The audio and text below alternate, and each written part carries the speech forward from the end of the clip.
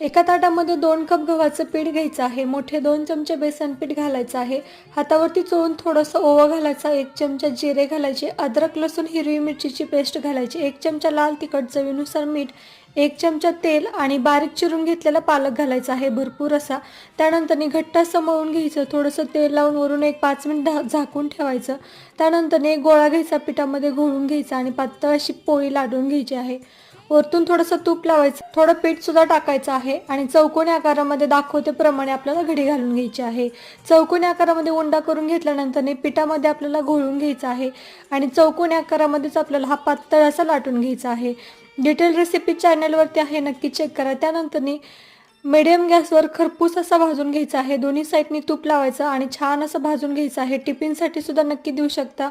न आवडणारे सुद्धा पालक खातील आणि मुलांना कळणार सुद्धा नाही याच्यामध्ये पालक आहे. चला, रेसिपी आवडली असेल तर सबस्क्राईब करा.